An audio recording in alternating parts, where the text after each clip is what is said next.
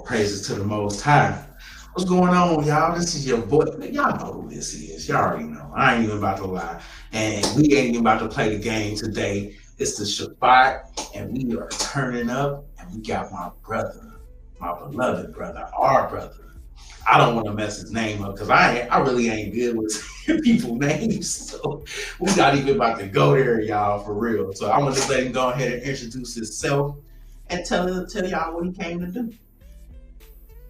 Yeah, for sure, for sure. Hey, shalom, everyone. My name is Aikika. Um, I'm really excited about being part of this podcast today. I do have some information I want to share with you. I'm so thankful for meeting this brother. I reached out to him and asked him, "Is there anything that I can do for the Most High?" And he's like, "Yeah, so let's hook up." And so this is my first time doing a live podcast. I'm usually on. I used to be on Clubhouse a lot. I used to be on TikTok. I spent a lot of my time debating with people, and some of those things worked out, and some of those things didn't. But either way, I'm just here to share information. I've been a Torah teacher for probably the last 15 years. I'm a Hebrew teacher, so I understand Hebrew. I read it, I write it, I understand the grammar, I teach it. I don't understand it just from an educational level. I understand it from an ancient Hebraic understanding, from a cultural perspective. And so I'm able to look at the letters and look at the words and be able to give you a little bit more information about what the word actually means. Excuse me, what it means. So, excuse me for just a second. Got something in my throat, but at any rate, I'm excited about the opportunity to share that with you. Definitely. And we are definitely gonna be here to get the build going on. And as y'all see at the bottom, I'm pointing at the bottom, I'm pointing at my screen, but but as y'all see at the bottom what the title is. And the brother is ready to go in and drop these jewels for y'all. And just let y'all know what it is. So without further ado, no, we go chop it up a little bit, man, because this spits your truth, man. And I like to have like I like to build relationships with my guests. So, bro, how long have you been in the truth altogether? I've been in the truth probably for about, I would say about 15, 16 years. Yeah, about 15, 16 years. I used to be a Christian. I was a Christian pastor for probably about 20 years. And I was, really good at that. And I understood the Bible. What was interesting, I never read what you would call the Old Testament. They call it the Old Testament. I never read it. Right. I don't know why, but I never read it. I would only read the New Testament. And when people would ask me, well, where should you start and try to understand, at that time, God, I was like, well, you want to start in, the book of John. And then I would be able to, share that information. I was a Bible study teacher for many, many years. And yeah, I've been doing that for quite some time. So yeah, I've been heavily, but I was raised in the church, in a Baptist background. I grew up in the Bay Area in Oakland, California. And Okay. Mama used to take me to church, and we used to go to all different types of churches. Some of those Pentecostal churches, Baptist churches, Holiness Church, all kind of stuff. Actually been in Catholic churches, and so I've had my rounds with religion. So Right. used to be in there to like 3 or 4 o'clock in the morning. Wow. Hey, and it be like that, man. Sometimes you gotta, burn that midnight oil, like they say. So yeah, definitely. So and how long have you been teaching it? Like as far as like fluently with the language, and because see, it's one thing to teach Torah, and then it's another thing to teach Torah with the language accompanied to it. And you get a deeper look at it, a deeper feel for it once you see and you hear some of the things that that English just ain't giving you. you know. So how long have you been into it with that? I would say about 10 years. Okay. I would say the first part of waking up, I coined this phrase, I don't know if you heard it, but it's called being a Hebristian, right? Which is a hybrid between Christian and Hebrew, right?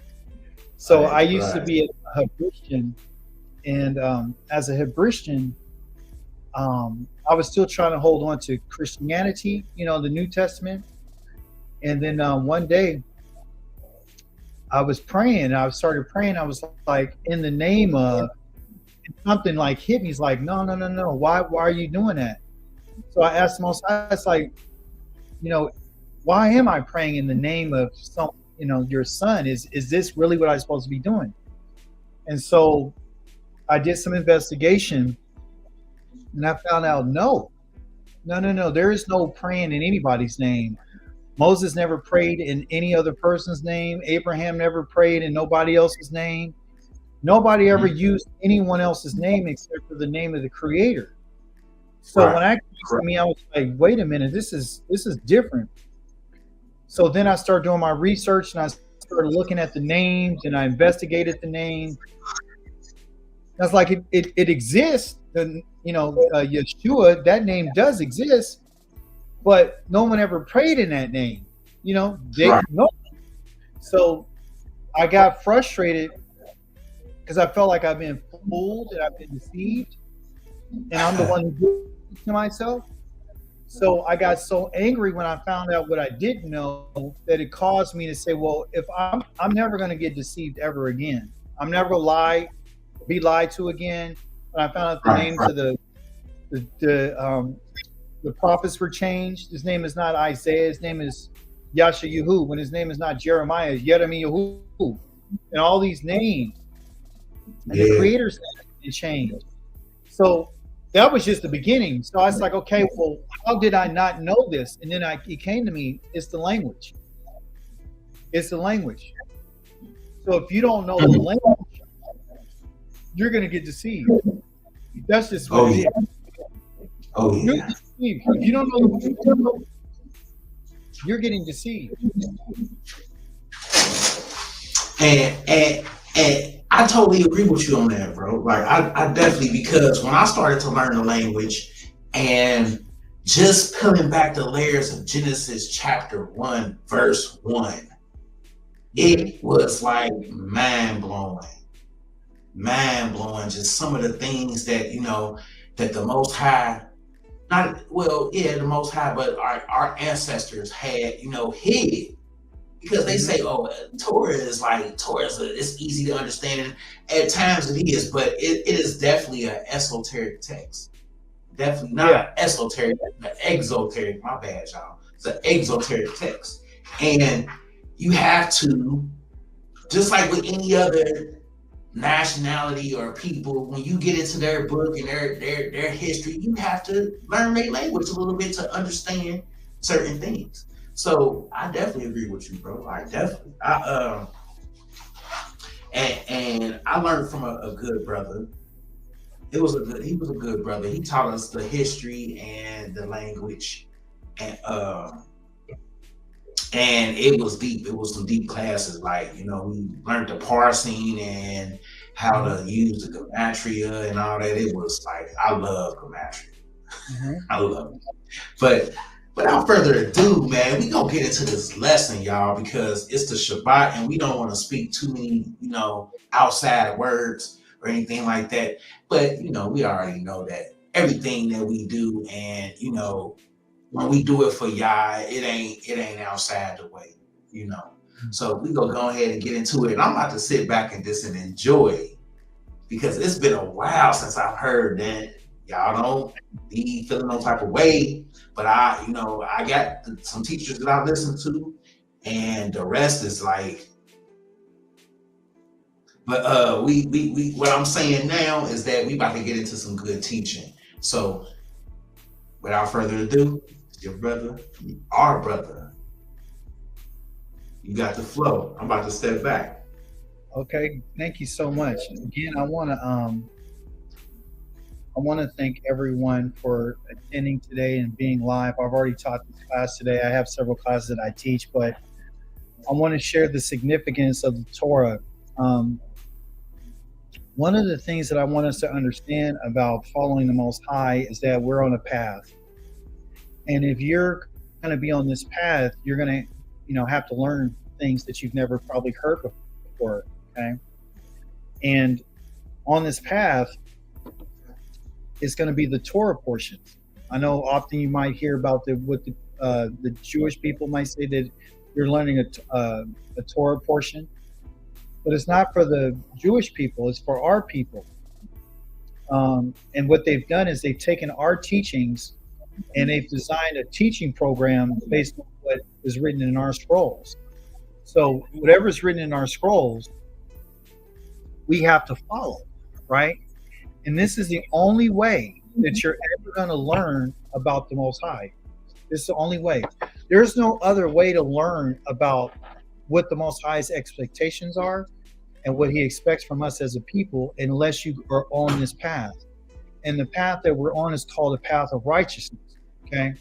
So what we do every week is we go over a Torah. So we go through the Torah line by line. We go through it through the language.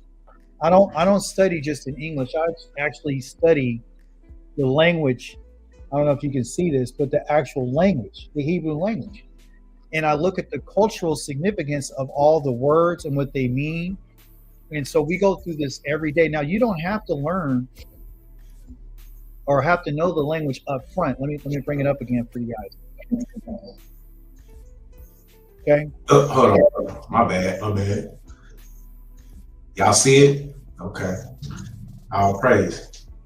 All right. So it's no bragging or boasting. It's just telling you what it is. Okay. The reason why our people are deceived, bring back the clock again. The reason why our people are deceived, like the brother mentioned, Aviad mentioned, is because we don't understand the language and we don't understand the culture.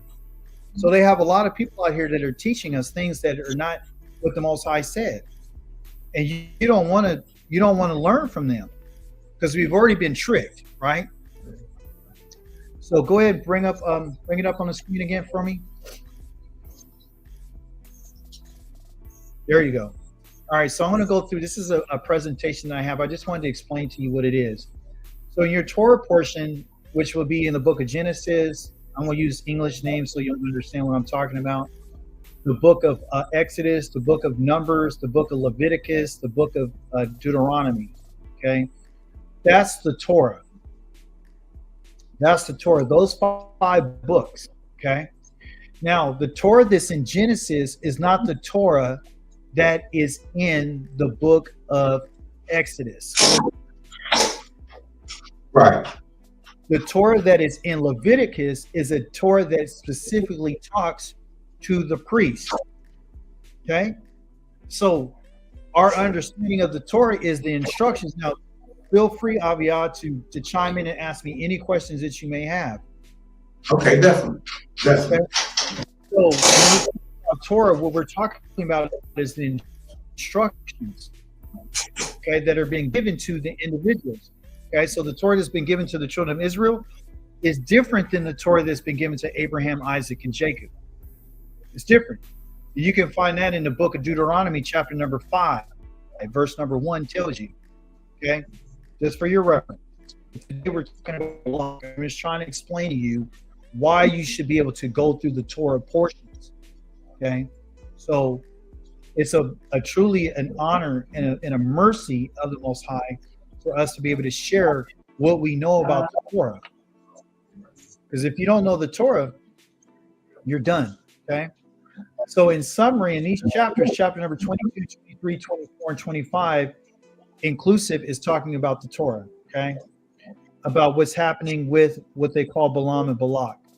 I have here only going to deal with what they call the delay and the comparison. Chapter number 24 is talking about the star of Yaakov. Chapter number 25 is talking about the snare when Israel goes in and they start having sexual relations with the people of Midian, right? The daughters. But it wasn't only the daughters, it wasn't only the men, it was the females too. So all the people of Israel were involved in this, both male and female. Okay. The Most High says, and I'm going to go quickly through this. A prophet in Hebrew is called a Navi. Okay? And a Navi is someone who's able to speak something like a seed that's being planted and then wait for it to be revealed in time. So a prophet is not just somebody that tells you something. A prophet is somebody that's going to plant a seed.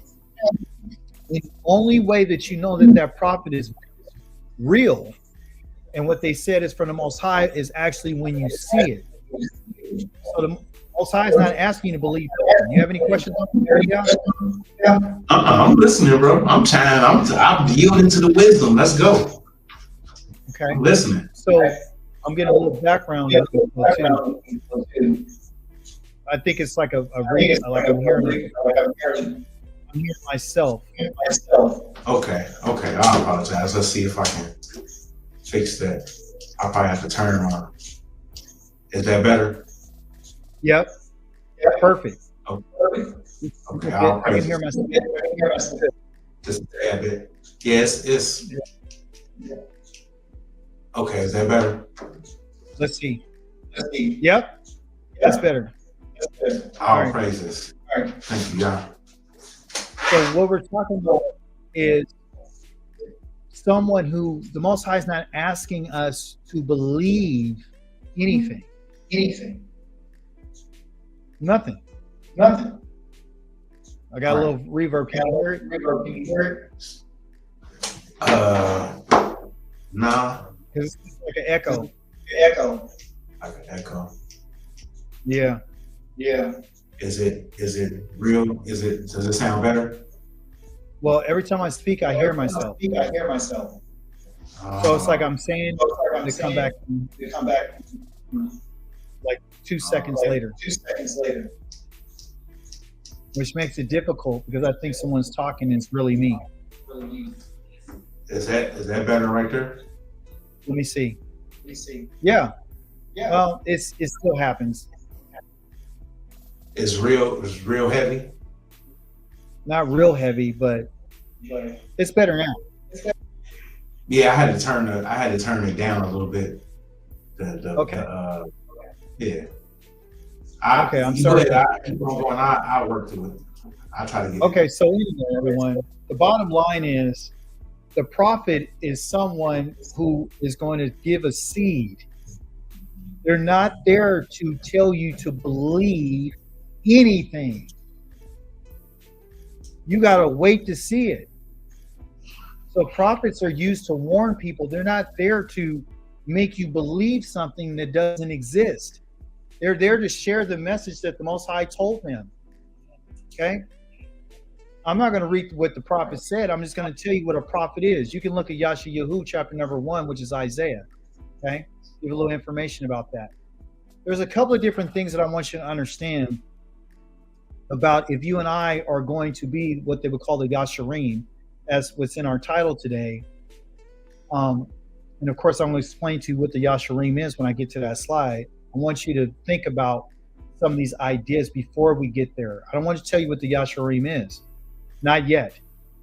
I want to explain to you that if you and I have any of these behaviors, then you and I will not be considered a Yasharim. So one of them is false humility, right? The second is being self-willed. And of course, number 3 is to be turning away from the Most High's command. That false humility basically means that you're saying some things about yourself and you're pretending to act like you're really about it and you're not. Okay, so your Torah portion, this guy called Balaam, which was actually a prophet, a seer, was saying some things about himself. You can read the stories in chapter number 22. And he starts boasting about who he is and what he's doing, when he wholeheartedly was not really had the best intention to do exactly what the Most High wanted. He was very obstinate, right? So this is indicative of an individual who is not going to be a Yasharim, okay? Another part that I want us to understand is that in that Torah portion in chapter number 23, just as a brief overview, it talks, this is a very important prophecy that you need to understand, okay? A matter of fact, you see the prophets are not only of Israel. Balaam was not an Israelite. He was from the Mediterranean or Mesopotamia, excuse me. And so he's beyond the river, right? So he wasn't an Israelite, okay? But he was Yah's servant, and the Most High was using him for a very pivotal point in Israel's development as a nation. And what we find here are these words that you do need to read and understand, okay? I'm not going to read them for you. Read them. It's right on the screen. The 2 points that I want to bring out about this in particular prophecy is found in chapter number 23 is the fact that he said that this is going to be a people who are going to dwell alone, okay? And they're not going to think of themselves as one of the nations, which is something that you and I need to understand. The being alone part is that saying that in the future, the children of Israel are going to dwell alone. They're never going to be around any other people. They're not going to be connected in any type of way with these nations because they've been set apart for the Most High. And part of that is that we're going to be isolated. You're going to live in your own land. You're going to be governed by a different law. The way that you move, the way that you operate, the way that you dress, what you're wearing, how you speak, everything is going to be different than every other people on the face of this earth. So if you're not ready for that, then you're not going to be a Yasharim. Okay? If you don't know how to prepare for that, then you're not going to be a Yasharim. So I was talking to my class today about how we feel lonely right now because we're isolated. We're isolated from people. But this is the beginning of the stage of what we're going to end up being. Being separate for the Most High and being separated from other people right now is what you would call the normal process that we're going to have to go through. And if you're not willing to go through the process right now, you're not going to be a Yasharim. You're not going to be one. And the idea of being a Yasharim means that you and I are going to be separate from the destruction that's going to happen to the nations. Okay? So if you don't have that in your mind, and that's not part of your mindset, and that's not part of what you're thinking, then you're not going to be a Yasharim. Okay? Israel is not going to think of itself as being one of the nations, and the idea of thinking from a Hebraic perspective doesn't mean just having a thought. It means that you have some type of way. It talks about a fabric, about something being woven, some type of design, right? So when you design clothing or fabrics, they will weave different fabrics together to make a different design, like you would do with Joseph's clothes or different outfits and different garments. So what the Most High is literally saying to us is that his intention is not to mix the fabrics. Like when he told us you can't mix wool and linen together, he's letting you know that as my people, you're not going to be able to be mixed with no one else. You're not going to be mixed with other nations. And by that means that you're not going to think like them. You're not going to plan like them. The plan that the Most High has for us is the plan that he has. Yeah, they're going to come and worship the Most High, but they're not about what he wants to do. We were created for Yah. We were created to be a praise and for him. So our connection is different than their connection. Otherwise, how come you are identified as being a people that's been set apart for the Most High? The relationship that we have with him is private. I want you to hear what I just said. It's private. The relationship that we have with him is exclusive. It's private. It's not going to be with anyone else. A good scripture for you to reference is from the book of Amos. The prophet, chapter number 3, verse number 3 says, out of all the nations that I have made, you're the only that I intimately know. You're the only one. Matter of fact, Abiyah, do you have your text up? Read it. No, sir, not now. I can get it up. You don't got it up? Okay, that's okay. Of all Only you have I intimately known. And he said, this is the reason why I punish you for all, because I revealed myself to you. Okay? There's a few things that I want you to consider. Would you say, Avia? There's a few things that we need to consider. Our background is getting really bad.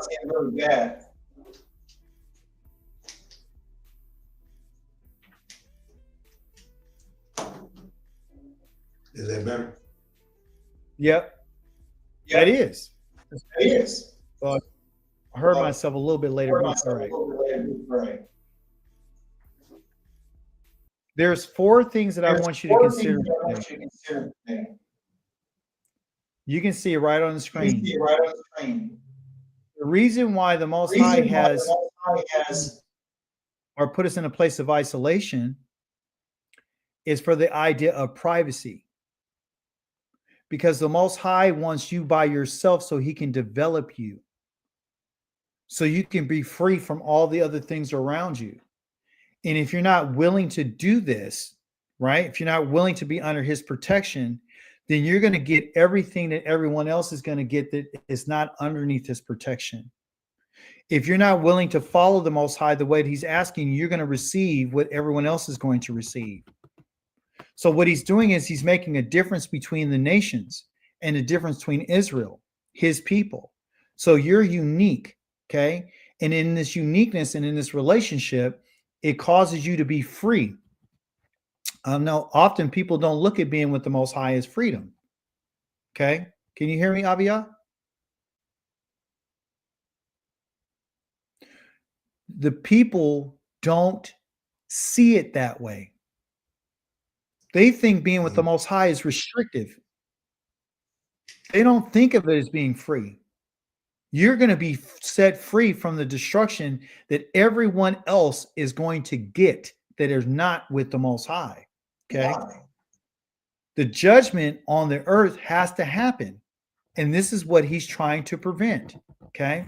Also, this idea of being isolated gives you an opportunity at this in particular moment to develop your character. In Hebrew, your character is your name.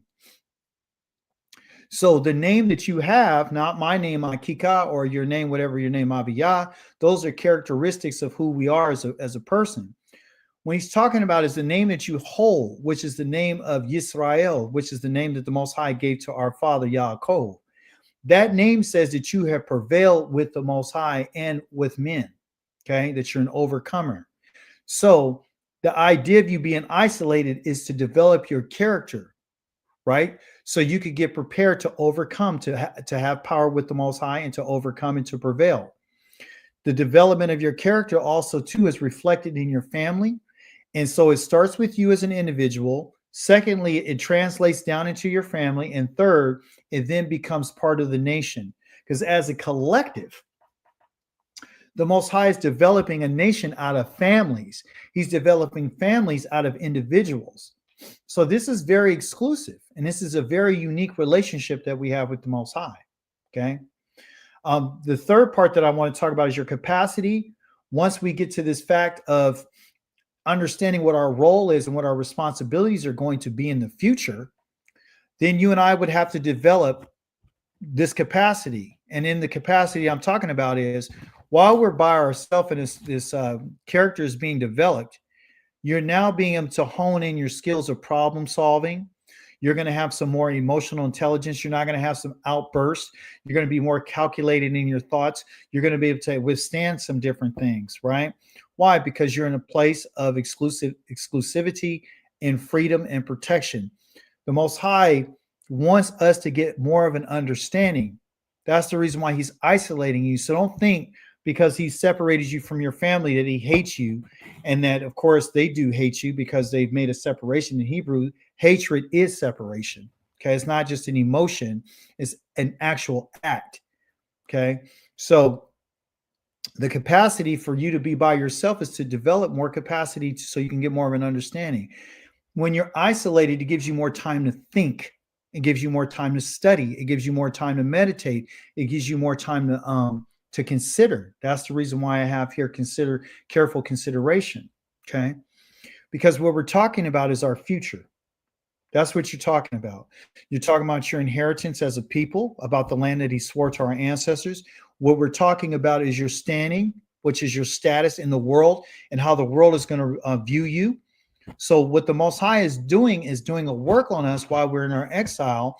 So when we come to the point of being brought back to him, if he decides to choose us, then of course we would have a different status. We will then be called the Yasharim, okay? Because you do have a role and you do have a role to fill. You do have duties and responsibilities. It's not like in the New Testament where you get saved and then all of a sudden you could just fly around in heaven and you just believe that some man died on a cross for you. None of that BS. What we're talking about is fulfilling the purpose on why you were created. And you and I don't really understand this because you've been lied to. And it's because you've been around everybody else. You've been around all the other people. So no one ever told you this. So these ideas, you say, well, where are they in the Torah? They're found and tucked away inside of the language, and they're tucked away inside of the Torah portions, and they're tucked away inside of the words of the living Elohim, and they're tucked away in the seeds that have been planted by the prophets. The Most High sent these prophets because obviously he told them, when you go against me, I'm going to do this, I'm going to do this, I'm going to do this to you. And everything that they had been told has come to pass, okay? Because the Most High is letting us know what it's going to be, okay?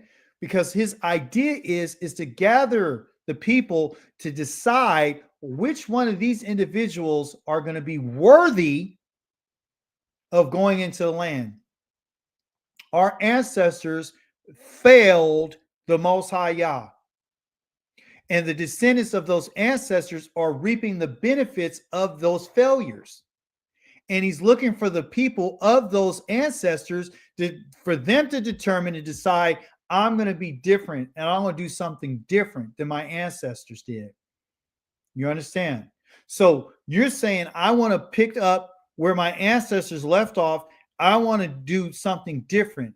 I don't want to sit and lie to the Most High and say words that are not true and say, I'm going to do what you said, and then turn around and not do it. Those are the people that the Most High is not looking for. What he's looking for is what you would call the Yasharim. Okay? That's what he's looking for. Now, in English, you have words like righteous, and he's thinking, oh, it's righteousness, and it's the same word for, one word for righteousness is all through the Torah. No, it's not. No, it's not. The Yasharim are not what you would say Zedek. Zedek is called another word for righteous. What he's talking about in this prophecy is about individuals that are upright. And what you read right here is saying, who has counted the dust of Yaakov and numbered the ashes of Israel? May I die as the righteous, or which is the Yasharim, die, and may my end be like theirs. That was something that the Most High told him to tell that King Balak, so they would know, hey, what is the future for Israel? So when he wrote this, he was speaking to Balak, but the Most High had him write it for you and for me and for the benefit of the people that were going to read the Torah. If you don't read the Torah, you would never come across these words. You might think when you did read it, you might think he's talking to Balak. He's not. These are the words that the Most High is saying for the people who he intends on making a Yasharim. Okay? So as you can see in my screen, I have the word potential and 100% secure. And I want to explain what I'm talking about. You and I right now are in exile. Okay? You're not living to 100% of your potential. You are not developed the way that the Most High wants you to be developed 100%. You're not 100% holy right now. You're not 100% righteous right now. You're not 100% just right now. You do not love Yahweh with all of your heart, all your mind, and with all your soul. You're not 100%. but you've been lied to. And they're telling you that, hey, you're righteous, you're holy because you're Israel. That is a lie. The fact of the matter is, and you're blessed. What's that, Avia?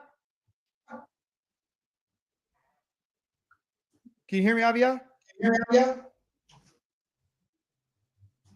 The idea behind it is the background noise. Listen to me carefully. If you don't hear anything else I'm going to tell you, you need to hear me today. They've been lying to you.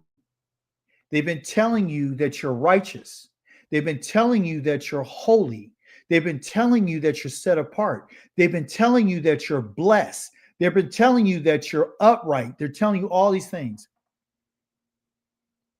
And if that's the case, then why are you still here?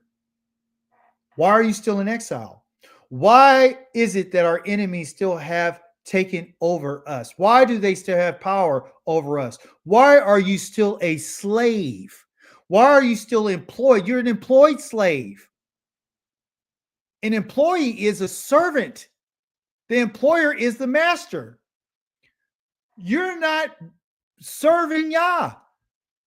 You are a slave to the people that took you hostage. You understand? So, the Most High tells us that while you're in the land of Egypt, I brought you out so you would be from underneath their slavery.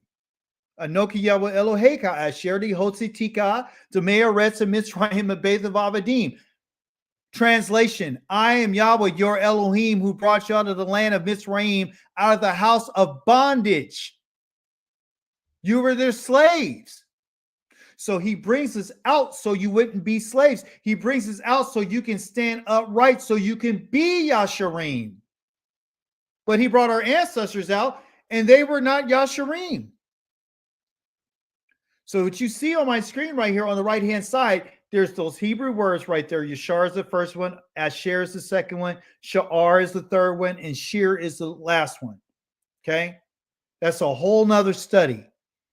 I just want you to look at the words to the right, which is straight, happy, remnant, and song. Okay? Let me bring it all together for you. The only people that are going to be considered to be a Yasharim, which this man, Balaam, said, I want to die like them. Okay? The only people that are going to be a Yasharim, the only people that are going to have this relationship with the Most High are the people who are straight, the people that are happy, and it's a remnant.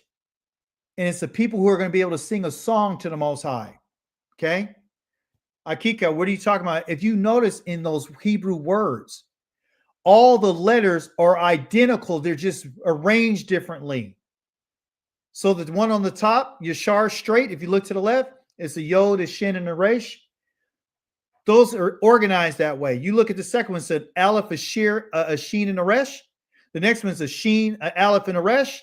The next one is a Shin, the Yod, and a Resh. They're all the same letters. They're just arranged differently. They're all relatives. They're all a family. So all of these ideas are connected. And they come through the idea of a rope, a cord. That's what a cord is used for, to make something straight. A cord is used to bind something. So the Most High is saying, if you're crooked, which you and I are right now, what I mean by that is not that you're practicing wickedness, not that you're practicing perversity, is because of where you're located. It makes you perverse. Yes. It's because of what you're eating that makes you perverse. It's because of how you're thinking that makes you perverse. It's because of what you've been taught that makes you perverse. Do you understand? And in Hebrew, perverse means to take a rope or a cord and tie it into knots and make it crooked. The Most High needs to undo the knot to make us straight. You understand? Hey, this is deep. And the This is deep. cords were used to measure. So they didn't have rulers. They had a piece of cord and they would put little increments on it so they could measure the distance and the length and the width of things to make sure that it was straight. And that it met the requirements of what the Most High said. Do you understand me? So when we're talking about a cord, it's used for different things. It's not just used to bind and tie something. It's just not used to secure something, but it's used to measure something, to make sure that it's straight. You understand me? So when something is straight, then you can be happy. When you live a life that's straight, you live in happiness, people. You understand? When you have a crooked life, you're not happy. If you bought a television set or you bought a car and it had a dent in the side of the fender and it wasn't straight, you take the car back. You take it back. You understand? If you had a pencil that was bent, you take it back. Anything that you thought is supposed to be perfect, it wasn't, it was bent, it was crooked, you take it back. The Most High is not receiving anything that's not straight. Nothing that's not been measured. Nothing that's been tested. Nothing that he cannot rely and depend on. So the truth of the matter is the children of Israel are the cords that ties up the nations. You understand? To bind them as sheaves, to bring them to the Most High. If you're not being used for the Most High in that manner, there's no use for you. You understand? The remnant shares the same words, the same letters, the Sheen, the Aleph, and the Resh. Okay? The Sheen, the Yod, the Resh. All these letters are all connected. Okay? So the remnant, that which is left over, okay, are going to be the ones who are straight. Those are the Yasharim. That's why he's talking about the Yasharim. He's not talking about all Israel.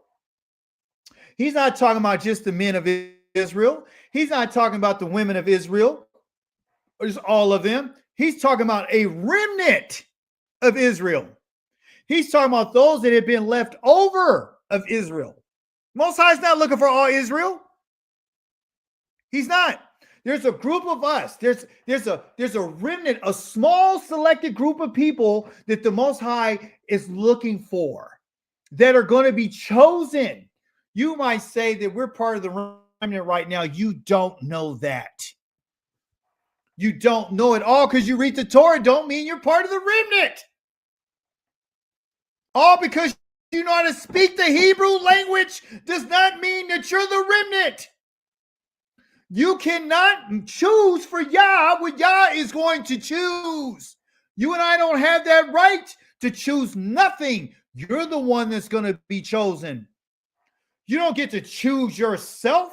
The Most High is going to choose you. He's going to finger through and go through everything that he's planted and find out which one of these is straight. Oh, praise be to Yahweh.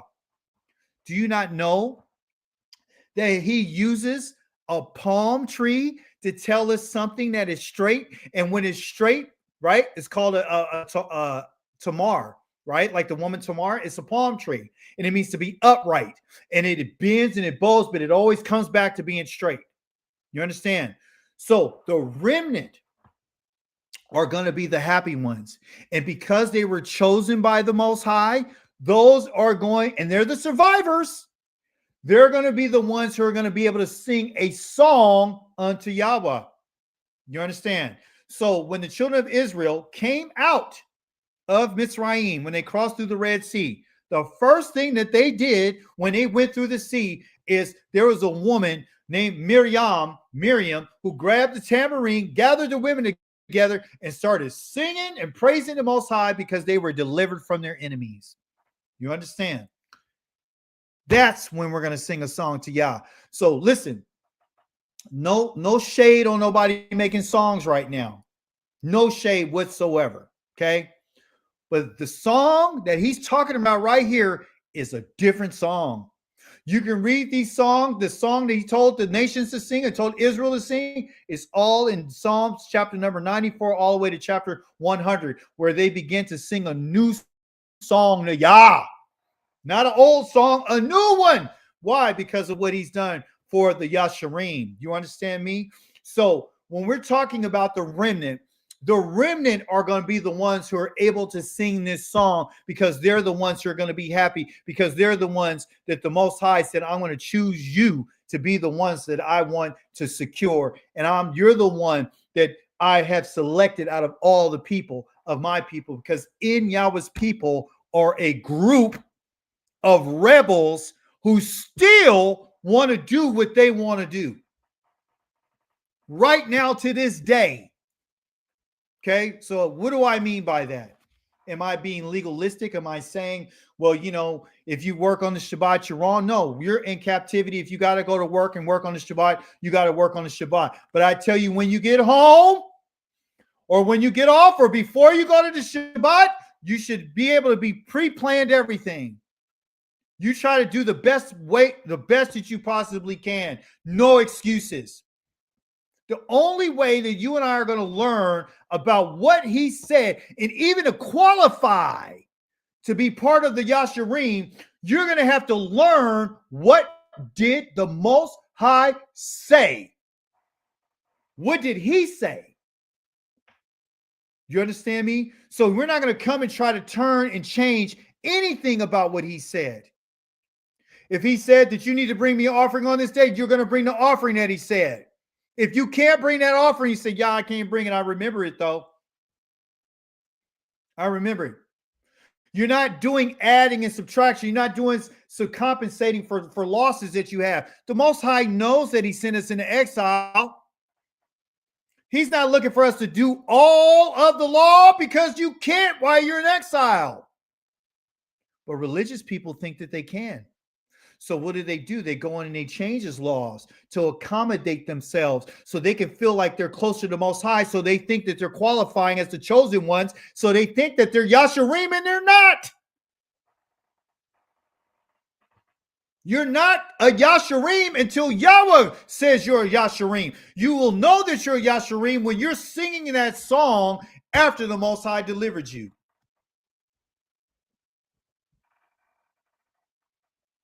I want you to understand something. So hold up, bro. I don't wanna. Well, let me cut you off real quick, because I'm just like, hey, y'all, I am truly enjoying this. I am truly, and I don't want to cut your train of thought off, but just some of the points that you have made was just phenomenal, bro. And I'm just gonna shut up and just let you keep on doing your thing. Don't shut up, because this is a dialogue. This is a live podcast. You reached out to me. I reached out to you. I said, what can I do? What can I do to help my people? No cost, no glory, no name, no fame, no renown, nothing. The fact of the matter is, we're in trouble. That's the fact. The fact of the matter is, he's spoken to these prophets and he's telling us what it is. So if someone's so Yah's entertainment, right? You guys are doing a lot of great things, and we need to support one another. But we need to understand that when we do anything, we need to understand how to do it. It's not what you do, it's how you do it. So if there's songs that are being written, this is for the artists out there that are writing songs. You need to stop talking about how blessed you are and what he's done for you. What you need to not talk about what he's done for you. You need to be talking about what he did to you, what he's done to us. You need to talk more about what the punishment is. Not how blessed you are and all these other things. You need to talk about, what did he say? What does he want us to recognize? If we really want to reach our people and get to our people and be effective, then we're going to have to stop lying, and we're going to have to stop placating, and we're going to have to stop negotiating with people that hate the Torah. Yeah. Now, I'm open to debate. I'm open to discussion. I am. I know I seem like I'm off the hook right now. I'm amped, but I'm telling you right now, we have a lot of work to do. And when it comes to this, we have to accept the truth. The truth of the matter is, the Most High has been talking to us, and we're not listening. We're reading, but we're not listening. No, not at all. We're singing, but we're not listening. We're dancing, but we're not listening. We're praying, but we're not listening. You understand? So he says, my people, nobody else, my people. He wanted us to remember about what this man had said. Right. Even though the man wasn't talking, in the text, he was talking to Balak, a king from Moab, which I don't have nothing to do with me. I'm not from Moab. That's the king of Balak. No, he said if it wasn't significant, then why is he telling us in a whole nother book by a whole nother prophet, which that prophet is called Micah? Micah means who is like Yah. That's what that name means Hebraically. Okay, the first M-I part of Micah is called me, and me is asking a question in Hebrew, meaning me. Me means who in Hebrew. The C right there in the letter C in Hebrew is a kaf, meaning like, it's like, or according to. Okay, and the ah right there is making reference to Yah. So who is like Yah? And the answer to that is nobody. Nobody. Nobody's like Yah. You understand? And Micah is telling them, and you look in chapter number 1 all the way through the final chapters, he's talking about the salvation of Yah, talking about what Yah is going to do for the people. But one of the things that he wanted the people to understand, which he's trying to get us to understand, is the saving deeds of Yahweh. And he ain't talking about no hippie on no stick in the New Testament. He's talking about what were the saving deeds. What did Yah do to save Israel? And one of the things that he wanted us to understand about this salvation that he gave was the power of Yah. He said, remember, what did I say? What did the man answer? You read right there, he says, what did Balaam, the son of Beor, answer him? What was Balaam's answer? His answer was dealing with the power. These are 4 different things that he said to that king. Okay. And this is Balaam's forecast. This is a future prophecy about what is going to happen with the children of Israel. So the Most High wanted the children of Israel to know that I wasn't just talking. I wasn't just talking to Balak. I'm talking to you to let you know what I'm going to do for you. So you can read that right there. He's talking about his power. He's talking about I'm not a human being. He's telling you that he's divine. He's telling you I'm going to keep my promises. He's telling you what your status is going to be. He's telling you that I won't remember your sins. He's saying that I'm going to make you immune from witchcraft. Nothing that anybody tries to do to you is not going to work on you. It works on the nations. It works on the Chinese. It works on the Filipinos. It works on the Africans. It works on the Germans. It works on the Italians. It works on the Irish and the Scottish and the Germans. But it does not work on Israel. Witchcraft does not work on you. I've saved you from witchcraft.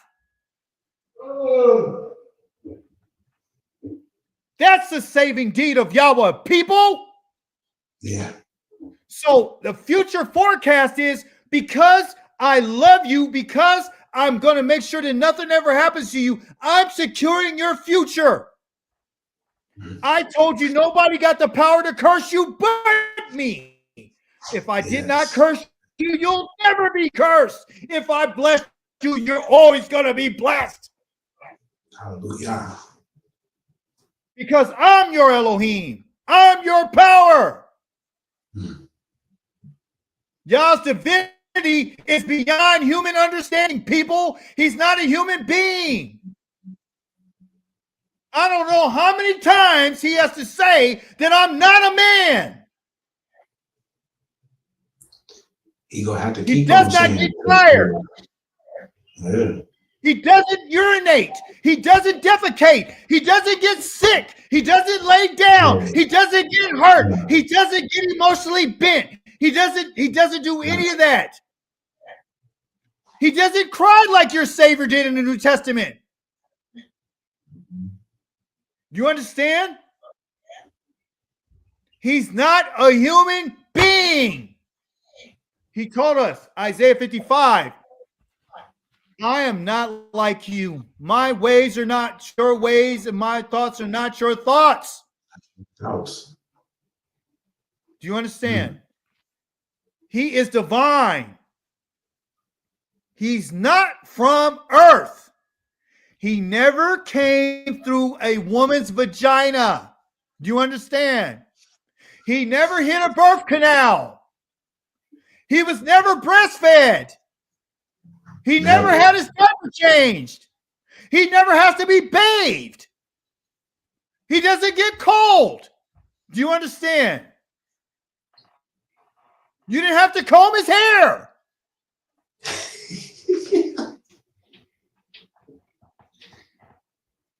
He is not a nasty human being.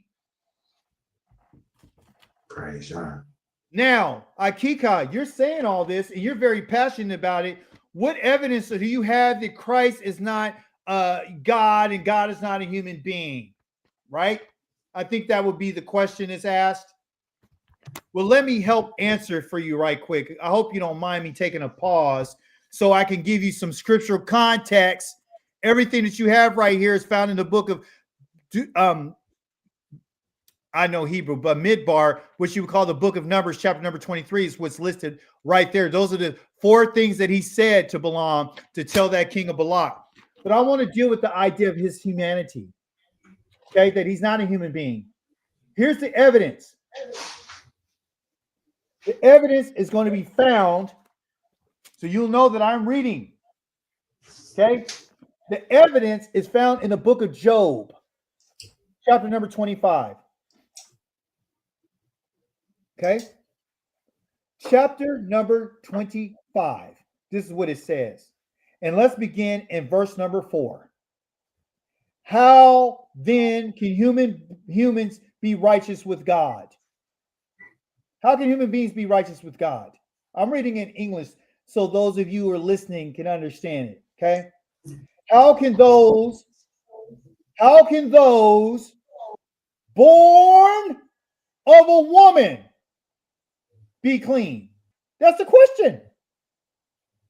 First question, how then can human beings be righteous with God? Second question, how can those born of a woman be clean? I'm going to stop. Okay, wait a minute. No, don't let me stop. Why? Before him, even the moon lacks brightness and the stars themselves are not pure. The stars are not pure. The heavens are not pure. Verse number 6, the final verse of chapter number 25 in the book of Job. How much less a human being who is merely a maggot or mortal who is only a worm? And you're going to say that our God, our power, is a maggot, a worm, unclean, born of a woman? So the question is, you Christians, was your master, your God, born from a woman? If he was, then he was born in uncleanness. And that's the reason why they needed to bring an offering for your God. Because he passed through his mother's womb. And he had blood on him. And anything that touches something unclean is unclean. So you say that this man came here and he didn't have any sin. You are a lie. You are a damn lie. Because he was unclean. Your God. Getting back to the teaching. You are going to receive immunity, and the Most High says your status is that you will. He doesn't even see any guilt, and the only people that won't have any guilt on them, or any perversity on them, or anything wrong with them, is the people that are called the Yasharim. That's why I titled this message, "Who are the Yasharim?" You and I are not the Yasharim at this moment. He's giving you an opportunity to desire to become one. Just like he gave our ancestors an opportunity. He gave Moses an opportunity. He gave Aaron an opportunity. Did they make it into the land? No. Why? Because they rebelled against the Most High.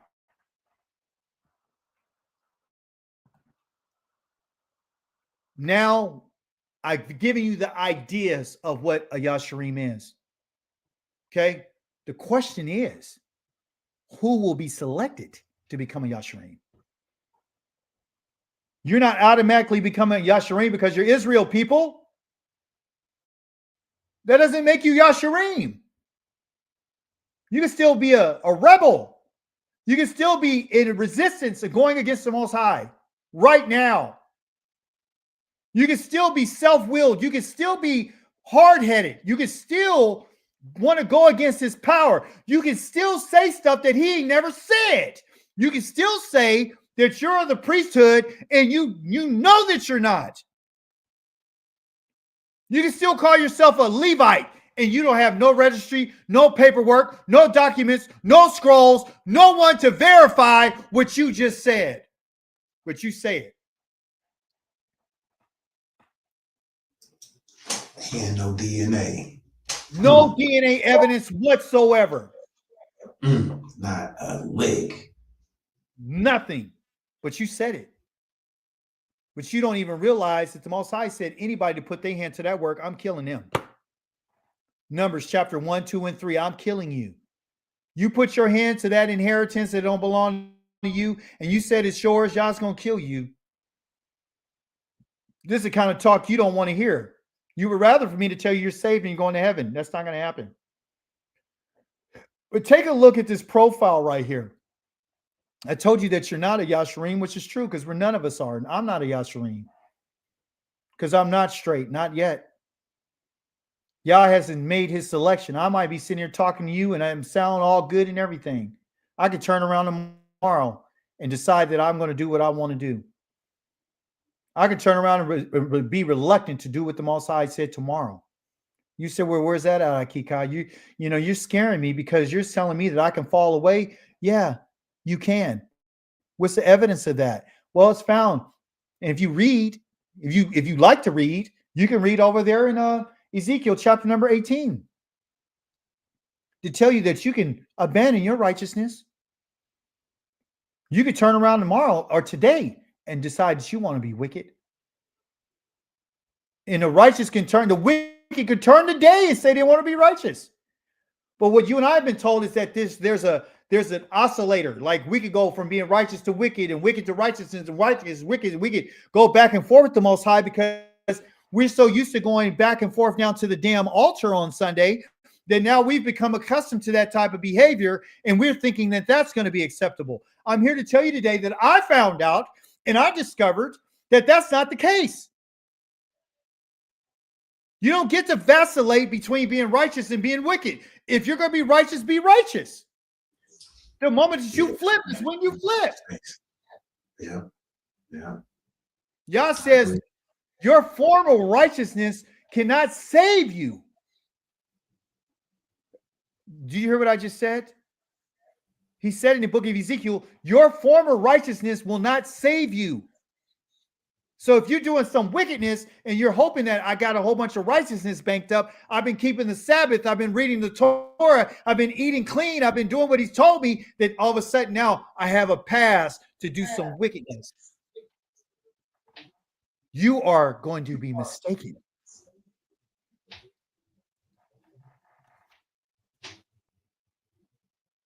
This live broadcast,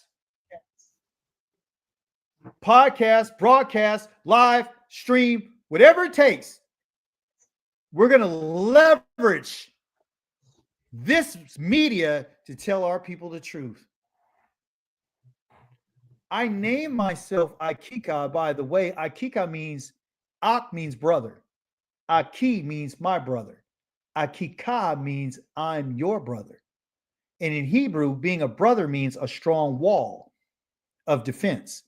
And it means that I'm there to protect. And the last part of Akika, that ka right there is the palm of your hand. That's why it says Eloheka, yours, possessive. Like Yah is my, Yahweh my Eloheka, your Elohim. That means you have possession. You understand? So Avika, my father, or your father, Avika. So possessions. So the ka is the palm of the hand. The palm of the hand grabs things and takes possession of it if it's in your hand. So I'm your brother. You're supposed to be able to grab and take hold of me. And I'm supposed to take hold of you. So don't get it twisted about my passion and I'm telling you the way it is.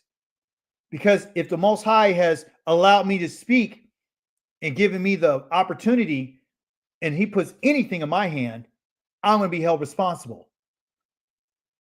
I'm held responsible for the words that I'm speaking right now. You're going to be held accountable and responsible for the words that you speak. And you're going to be held responsible for the words that you allow into your ears. So it doesn't have to come just from my kika. If you're listening to anybody else that's going against the Most High and you're taking something and you haven't measured it up. When I talk about measure, what I'm talking about is everything that I say, I want you to take and go measure it. Like the cord, go measure it and see if it lines up with what the Most High said. Don't take my word for it. Go measure it yourself and go find out. So this little slide right here is telling you something. It's letting you know a profile, what it looks like for a person that is possibly going to be selected. So you know they're paid slaves, they're servants to someone else. You know that they're captives. They're not here of their own free will. You know that they're strangers in the land. So that qualifies them. Okay. Second part of a Yasharim is their status. What status are they holding? The status would be that they're going to be set apart by Yah to be the remnant. So you don't get to pick and say, I'm part of the remnant. You don't get to pick because you're not the master. So you don't get to pick and say, I'm going to go serve the Most High because I choose to serve him. He picks who he wants. Just like he picked Aaron and Moses, he picks Miriam. He picked the tribe of Levi to do their service. He picked the tribe of Judah for the kingship, and out of that tribe, he chose David's family. He picks. You don't get to pick. So you don't get to pick if you're the remnant. This literally should scare you, because if you're not in line with the Most High and you're like your ancestors and you're rebelling against him in any form, any kind of form, say you did what Moshe did. You just did that one time and he didn't go into the land. Say you like Aharon, you got moved by the people, made an idol. And Moshe had to go and intercede on behalf of his brother to make sure that the Most High didn't wipe him out. You understand? You don't get to pick. Okay? So the status part, you have nothing to do with. Okay? The Talmudim basically means a student. It's not a Jewish word. It's a word that's found in the Torah. A Talmudim is a student. It's somebody who's learning. Okay? The first letter of that word Talmudim means you. You. The L is for learning. The staff of the Hebrew letter called the Lamed. Okay? And the Talmudim is to learn, because the letter Lamed means to learn. And the Eem part is the ones of the plurality. So they're going to be a group of people, okay? And they're going to be studying and learning the Tanakh, which is the Torah, the Nevi'im, and the Ketuvim, which are the Torah, the prophets, and the writings, okay? They don't have any religious affiliation. They're not part of any group. They're not part of any camp. So all because you're part of a camp don't mean you qualify to be part of the Yasharim.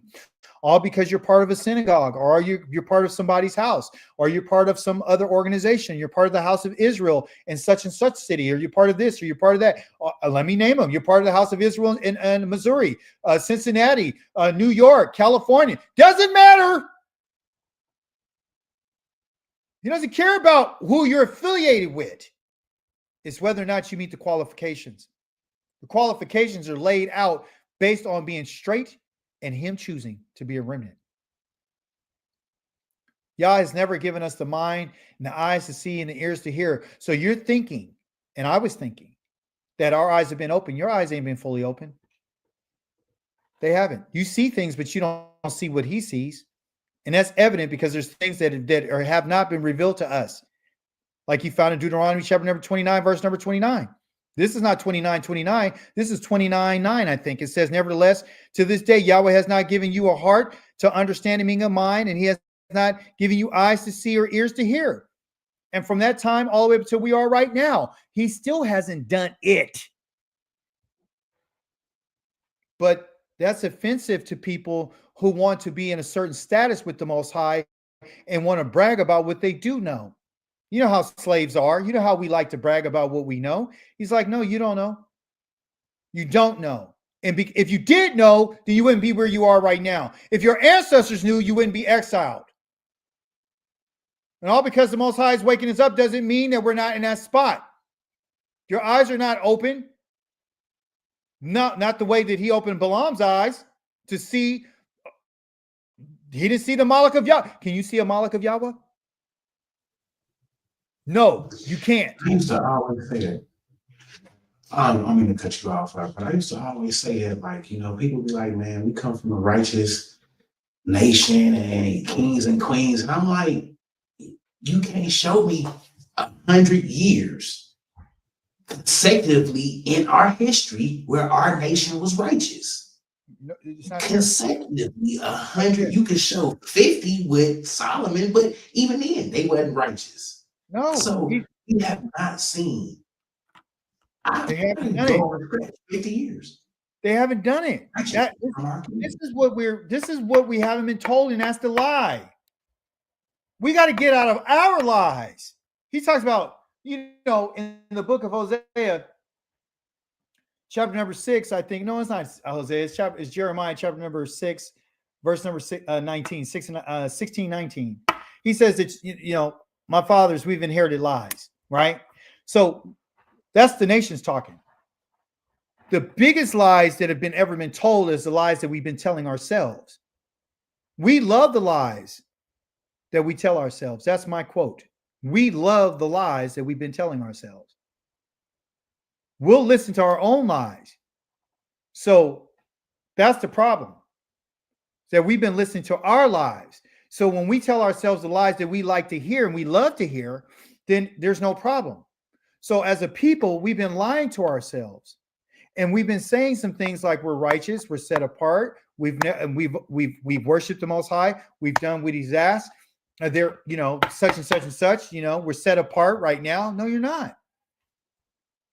No, you're not. Ezekiel told us that the Most High had let him know. He said, "Hey, when you're in the lands of your enemies, you're going to be eating afflicted bread of affliction. Your bread is going to be unclean. I don't care how you try to separate it. It's still unclean because we don't understand the significance about Yah. We don't understand it because He hasn't opened our eyes, and He hasn't given us eyes to see or ears to hear, even unto this day." So you see, under the picture of a lion, I got that word called Zana. And the Zana is the people who are the characteristics of a Yasharim. The Yasharim are the people who are upright, but the upright are going to have these characteristics. Okay, they're going to lower themselves. That's what they're going to do. They're going to be quiet. Quiet submission to authority. They're not going to be making no boastful claims. They're not going to be in the damn street corners yelling at people with different color outfits on. They're not going to be doing all that. You said, well, you're attacking our people. No, I'm attacking the ideas behind it. I attack that. And I'll attack anybody who wants to come on in, and you could bring them on the show. Let's talk about it. Okay? The Zana is one who's low key, like the lion. The lion don't go out to. He only gets up when he needs to. Right. He's not around, you know, talking about I'm the king. He don't do all that. His movements are stealth. They're calculated. Everything is calculated. So the idea is the Yasharim are going to have the characteristics, as you see on the right-hand side of the screen, of being majestic versus being a miserable person. So you can't tell me that you're majestic and this is your mindset when you're living among people that are miserable. Remember, he said that Israel's going to be like a lion among forest creatures. Remember, he said that in the book of Micah. That's what he's talking about. You know what I mean? Right. So you're going to be calculated. You're not going to be impulsive.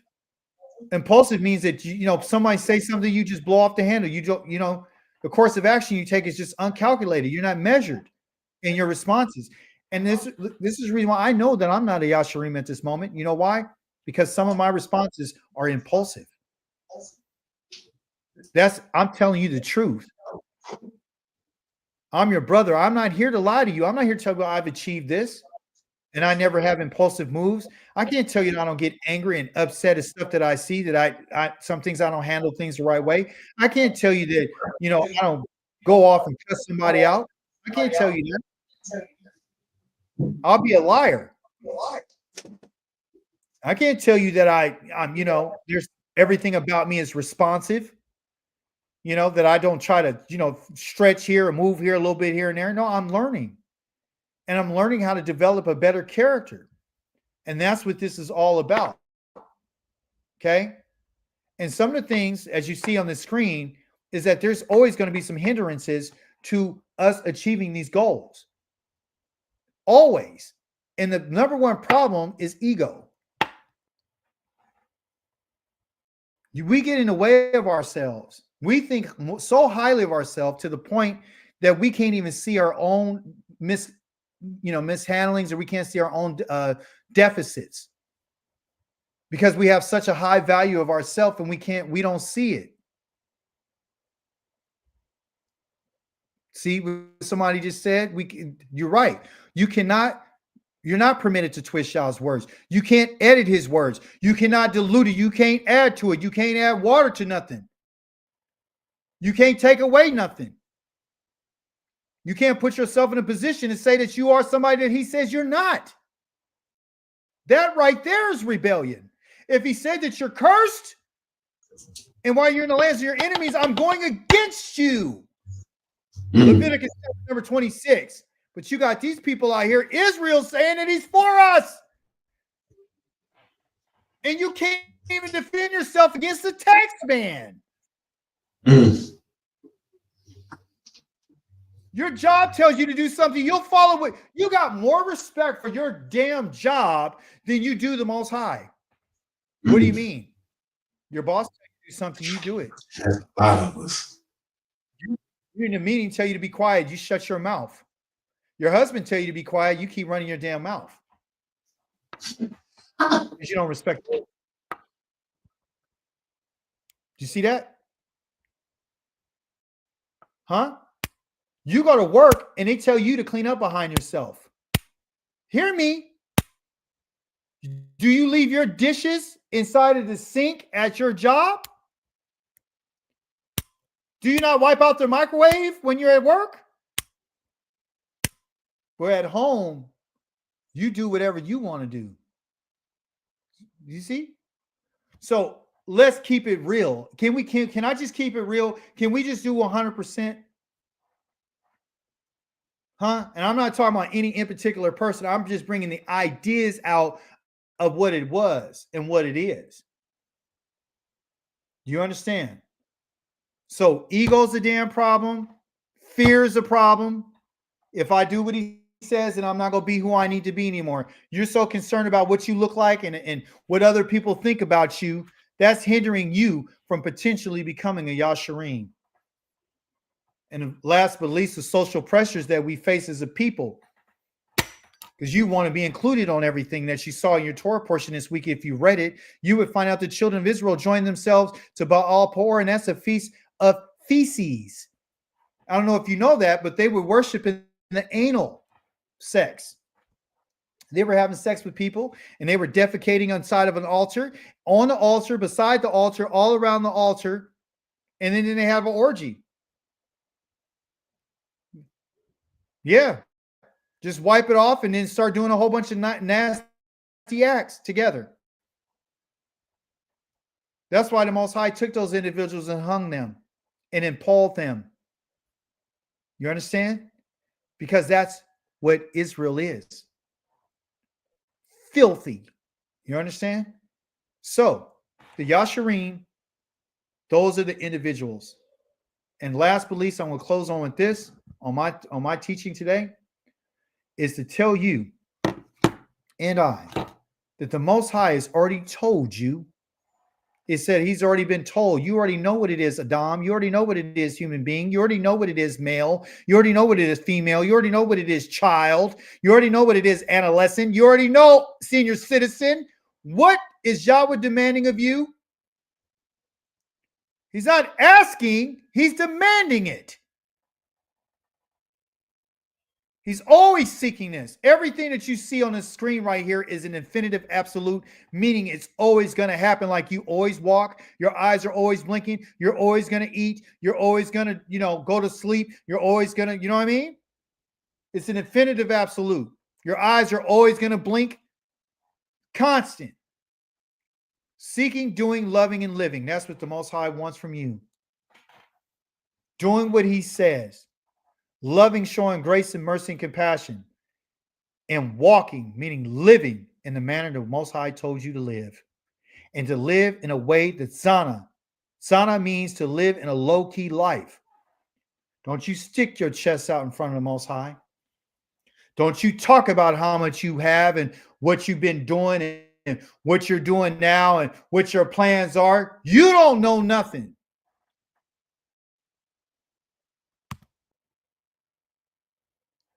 This is what I share with my people, the people that study the Torah. Next week, we're going to be studying the book of Numbers, chapter number 25, verse number 10 through chapter number 30. Named Pinchas, going to talk about his life.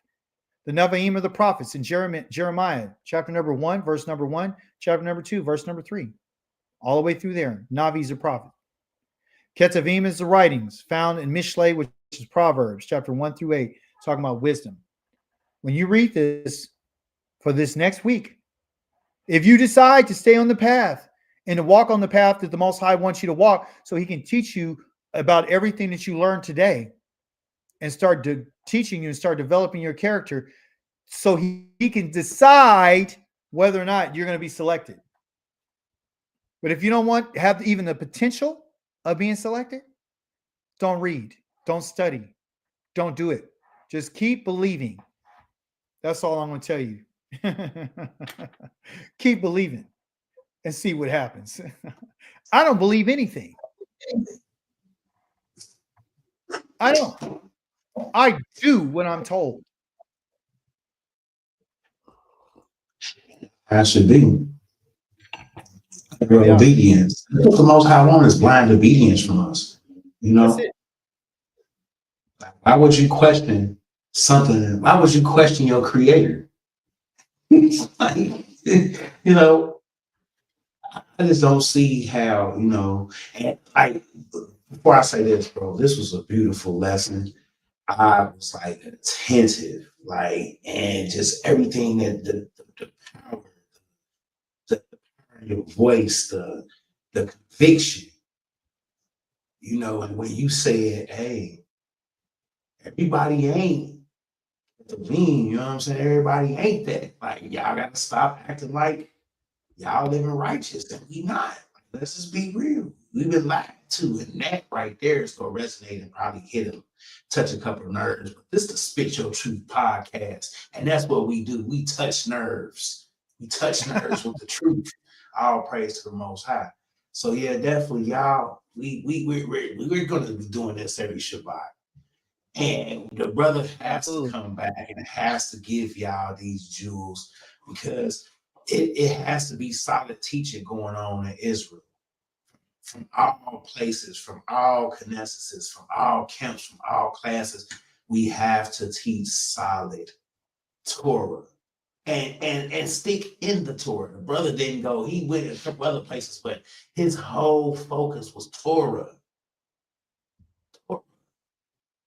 So let's get back to that, y'all. I just wanted to say that little piece, but I'm gonna let the brother go ahead and finish out what he was gonna finish out, because I'm just like, yeah, I wish I would have got this on audio, but hey, always dropping the ball. I want to thank the Most High Yah for lending us this opportunity to be able to share the insights that he's given to us and to share with our people. I want to thank you as being the host for allowing me to come on your platform. I'm looking forward to, speaking with you and more and others. I'm interested in whoever may have questions and want to come and to have a discussion about any particular topic that they want to talk about that's relevant to the Torah Right. and the prophets and the writings, primarily the Torah, because the prophets and the writings they're not instructional. They're not instructional. They're there to warn you. They're not there to instruct. The Most High says never to add anything to it. So I want to be very clear that I'm not the Torah doesn't need a supplemental from the prophets to verify or to validate the Torah. So the Most High is not looking for Isaiah to validate the Torah. He's not looking for Ezekiel and Jeremiah to validate the Torah. They're there to help remind you about the Torah and to bring you back to the Torah. If you notice, if you read in any of the prophets of the writings, they make reference to the Torah of Moshe, the servant of Yahweh. So I want to be very clear that the studying of the Torah does include sometimes looking into what the prophets have said previously about the warnings and the judgments, and also to the future that is supposed to happen for the children of Israel. But nothing outweighs and overpowers or outdo the Torah. Nothing. And if I said anything that was offensive to anyone, I don't apologize, because I know that I didn't say anything offensive. I may have touched a nerve, and that's fine. But that's why we're here. Is to touch the nerve. Sorry, no sorry. Because it says that you would rather be rebuked by me, right? And the reason why I'm rebuking you, or I'm telling you about what it is primarily because I love you. I might not know you, but I do love you. And if you love somebody, you're not going to lie to them. You're going to tell them what the Most High said, period. You're not going to add to it. You're not going to subtract. You're not going to placate. You're not going to soften up the blow. You're not going to do any of that. You're going to say exactly what he said. So you have any questions or concerns, let me know. But I'm looking forward to doing many other lessons that we have. And I'm also looking forward to some debates. I'm looking forward to a lot of different things. So Aviad, thank you so much today for having me. Yes, all praises, bro. Smooth advisor. Yeah, Torah is life. You're right, bro. And we appreciate you coming in and locking in with us, man, for this hour and a half. We definitely built, and it's definitely gonna keep on going, man. We just go keep it going, and like and share the stream, y'all, because we definitely want to grow the channel and do it for the Most High. We ain't worried about the monetization. We worried about bringing the Most High's people to and waking them up and showing them that the truth that a lot of us have been taught wrong, lied to by Hebrew Israelites. Right. And it wasn't because they was like they had an agenda they was trying to lie to us. It was just that they was taught wrong too. Yeah. That's all it is. That's all. Hey, once you I'm sorry for cutting you off. Once you see if you can get any of the ask them to come on your podcast and call me up. I want to deal with them. They are our brothers and sisters. So I love them, but I'm going to tell them what thus saith Yah. So we're going to talk, respectfully. How I teach is different than how I debate. So I just want to be clear about that. So you don't have to worry about me jamming anybody up too hard. I like to reason with people. You know what I mean? Oh yeah. And we go get to it, man. So if there's anybody that y'all want to see the brother, have a dialogue with, y'all want us to dialogue with, then, hit us up on, hit us up on Facebook, hit us up on here. You can send us a message on here, Spit Your Truth Podcast, Spit Your Truth Podcast at gmail.com. You can hit us up on there and recommend the food that we go. Like I'm saying, yeah. But just recommend the brother and sister that that you want us to talk to and have that conversation with. it can be Torah only, Messianic, it don't matter. Like we here to build and we here to edify. Yeah. So that's what we do on the Spiritual Truth podcast. I usually do like set apart music brothers and sisters, like truth music artists, but this is something different, and I really liked it. I enjoyed it. I feel so edified. And, some things I definitely have to consider myself, bro. I'm not gonna lie, you stepped on my toes a couple times, but hey, that's what Tor does. That's what Tor does. Like, and we have to understand that like the Most High said, you got to be bold as a lion. And when you teaching this Torah, when you speaking Torah, you got to be bold as a lion, even in the face of you offending your brother. Like, I'm not offended. I just like when I heard it, I said, "Ooh," that's why I put my head down. Like man, see, I should have never did this podcast. Now he just gonna turn the score around on me, like. But all praise, we did it, and I appreciate you, bro. Like, cause, like you said, we got a lot of work to do, y'all. We got a lot of work to do. We got a lot of things that we need to put into fruition, into motion. And the biggest thing is turning back. Because even though we are in, like he said, you read the Torah, you got your ZZs that drag the floor, you got all your garments, mean that you right. You know what I'm saying? So we gotta get right. Definitely gotta get right. Now, man, it's a lot of things that I gotta get right about too, Ox. So this definitely was a conviction. And it was definitely an inspiration for all of us to be able to do better and be better with the Most High and with each other. So we thank you, bro. We appreciate your knowledge, your tutelage, and the study that you have done to be able to bring this topic to us, and and all the other topics that I'm sure you go bring to the table. Praise Yah. It's an amazing thing, because the inspiration and the understanding came from things that happened in my own life, where I caught myself in my own way trying to stretch out the command to give myself more time.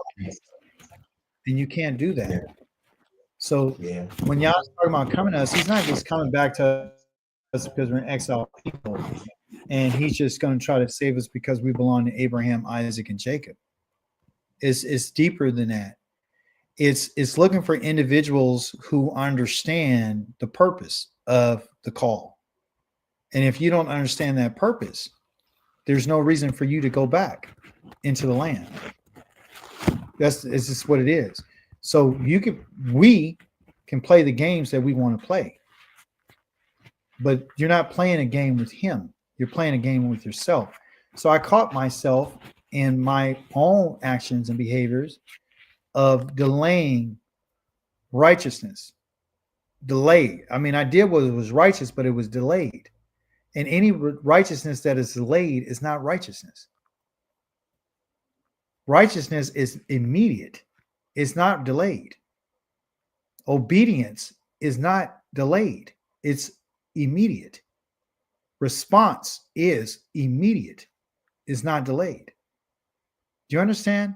So the idea of being delayed is what inspired this message, that Balaam was delayed. He said he had the right intentions, but he was delayed in his obedience and his righteousness. And as a result of that, he turned. You know what I mean? So I praise the Most High that he's using this platform as well as others to help me to understand, to be a better person. I'm not trying to be, anything other than that.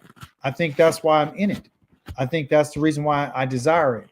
Because my desire is not just to be part of Israel. My desire is to be a better person. I don't want to be part of Israel if I can't be a contributor to the collective of being a different person. Someone who is righteous, who would be immediate in my righteousness. And I can be accountable to that. So that's what this is about. Total robot to you, Ronnie. See? So that's what this is about. So thank you, brother. I appreciate you. I got to run, but again, I want to thank you. And I want to, let me know. You keep me posted about, when you find that Christian and bring him on. Hey, we go bring him in and let you eat like they be doing on the bring him in and let you eat. But all praises, bro. We thank you. We love you. We can't wait for the next week's tour portion. I don't know about y'all, For but I sure. know I can't. So yeah, I might have to hit him up for a preview on like Thursday or something like that. Like, let me get that preview. But but all praise, man. We love you. We love y'all. We do this for y'all. This is your boy Avia. We signing off. Hey, check the podcast out every Wednesday at I told you I had a brain fart, y'all. My bad. Every Wednesday at 12 p.m. Eastern Standard Time. If you don't know what Eastern Standard Time, go Google it. Like the Ox said, go Google it. I ain't gotta tell you. I ain't gotta tell you. I ain't gotta show you. Go Google it. So Right. Eastern Standard Time, I do the audio. You can check it out on Spotify, YouTube, wherever. 12 p.m. Eastern Standard Time is the audio. Then we do the videos. I'm starting to do the videos, and we're gonna do the reoccurring ones on the Shabbat because the brother just flamed y'all ears, flamed my ears too. So I'm ready. Like I'm about to go, drink me a bottle of water and and just meditate on this. Like all phrases, man. Hey, it's nothing like when you get good wisdom and you take it in, and it's like. But I don't want Yeah. to hold you too much longer. Ak, you did your thing. We appreciate you. All love. To the next time, we'll see y'all again. Shalom. Peace. Shalom.